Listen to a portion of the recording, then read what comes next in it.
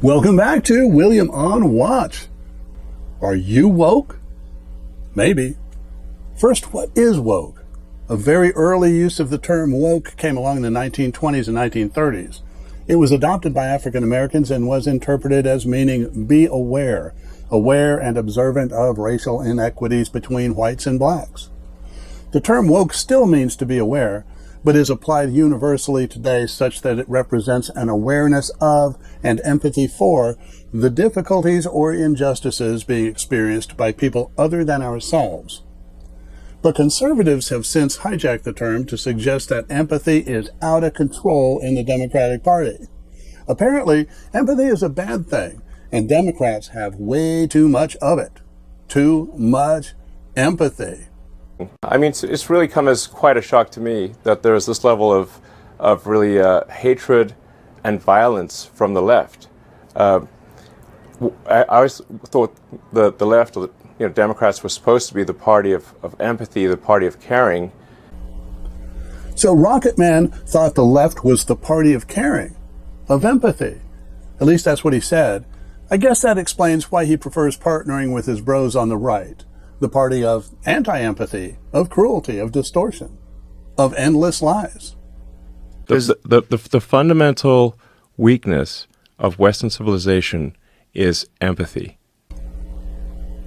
Oh, okay, so now I get it. Elon thinks that empathy is the great weakness of Western civilization, and he certainly has done his part to stamp it out. So, are you woke? Well, if you feel empathy for people other than yourself who face systemic injustice, then yes, you probably are. But if you actively engage in cancel culture, in rewriting inaccurate history, engage in cultural Marxism, moral decay, and in adolescent drag shows, then yes, again, you're probably woke, at least according to the randomly shape-shifting definition of woke as created by the unbridled imagination of the right. The original definition of a century ago did not require activism, but MAGA's interpretation not only requires it, but also assumes all Democrats are engaged in that activism. It's woke M&Ms, woke Disney, woke military. One week it's books, the next it's teachers, the next it's cartoons. Woke, woke, woke, woke, woke. Woke now means whatever conservatives want to scare you with this week. Republicans often claim some special dominion over the moral high ground. Really? Let's take a second to review the background of their party's leader. A pathological liar with 34 felony convictions.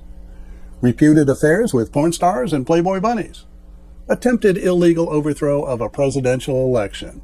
Incitement of Americans to commit violent insurrection. A guy who grabs women by the genitalia because, I guess he's famous. A man who was adjudicated to be a sexual assailant, and he has countless other accomplishments. Nonetheless, legendary Christian Mike Johnson and fellow conservatives dropped the hammer on Democrats for demonstrating, that's right, too much empathy. So Republicans gleefully celebrate having kicked around 13 million of their fellow Americans off Medicaid in order to provide billionaires with enormous tax breaks. The Trump regime has, according to the medical journal Lancet, condemned 14 million people, including millions of children under the age of 5, to death over the next 5 years alone by withdrawing USAID funding for health care that a country blessed with being the most prosperous on earth can very well afford. As Donald Trump enjoyed his birthday parade, former USAID recipients were dying. As he celebrated passage of the big despicable betrayal, more people died for lack of treatment. As federal officers are snatching people off American streets in desperate efforts to meet impossible deportation quotas, Republican lawmakers were dancing, cheering, and even singing on the floor of the House of Representatives. So Republicans have no worries of ever being accused of having empathy of any discernible amount. So why have Republicans fixated on the idea of woke? The panic over wokeness isn't about saving America, it's about dividing America. They want you distracted, angry, and fearful. And they need a villain. Woke just happens to be this season's monster under the bed. You remember when it was masking? When it was Dr. Fauci of all people? Of course, there are always the usual standbys, like the libs are coming for your guns or for your freedom of religion. Again, elected Republicans serve only one purpose, which is to make the rich even richer, because they're effectively employed by the donor class. They primarily accomplish this by cutting taxes for corporations and mega millionaires, and by eliminating the regulations that constrain corporations from bilking the public and laying waste to the environment. So while we're obsessing over rainbow flags and bathrooms, we're not focused on why we live in a single-family home shared by 2 or 3 other families. Republican leaders hope we're so distracted with a manufactured war over pronouns that we don't notice the greatest legislative transfer of wealth from the poor to the rich in our nation's history. Republican leaders want you fretting over the meaning of Latinx and not spending your mental energy questioning why, as corporations are reporting record profits, you're getting further behind on your rent. And they sure as the living world don't want you looking at this wealth distribution chart from the Congressional Budget Office that clearly shows the rich getting richer at an exponential rate. See that skimpy section in the dark brown right at the very bottom of the chart? Yeah, so in terms of wealth, that represents the bottom 50% of Americans. We need to shove this chart in the faces of congressional lawmakers and demand that this trend be reversed right now. And they do know how to do that because they're the ones who created this disparity in the first place by showering legislative advantages on the wealthy for decades. This chart makes clear that without disruptive change, all wealth will one day be consolidated into the hands of the very, very few. And that represents a disastrous outcome for all concerned, because as extreme poverty becomes pervasive, consumers will lose the economic ability to consume. And speaking of American consumers, you know, the hardworking Americans the Trump regime keeps invoking. Well, we Americans are going to have to work even harder if we're going to afford anything being imported to the U.S., as well as anything grown in the U.S. Unless Trump tacos, you and I are soon going to pay a lot more for a cup of coffee because Trump wants to use tariffs to force Brazil to drop its case against fellow accused insurrectionist Jair Bolsonaro, calling his trial, you'll never guess, a witch hunt. That's right, your wallet will be drained because Trump wants to further normalize his own attempted coup in 2021.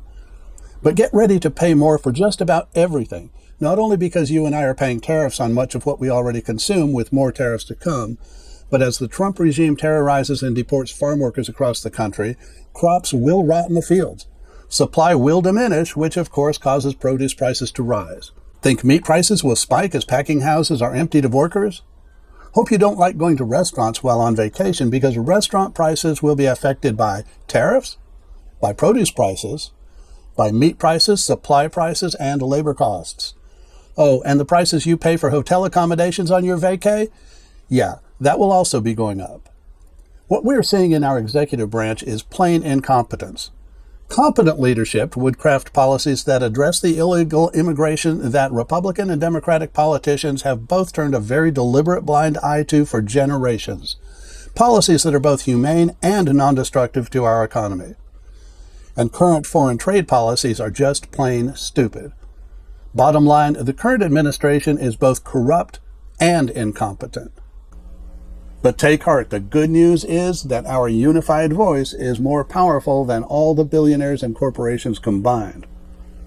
But we must be focused on this chart and not on any of the shiny distraction objects dangled before us by conservative media and Republican lawmakers. If each of us remains focused on the things that directly impact our own individual outcomes, then we will become the most powerful force in the country, because the same set of issues affecting you also affect your neighbor, your coworker, your cousin, and so on. The next time a conservative hollers woke, just think of this chart and the issues that directly impact you and yours. I've placed a link to it in the description below. If you received value from this content, please do hit the like and subscribe buttons, and please share a link to this episode with friends and family. Until next time, fair winds.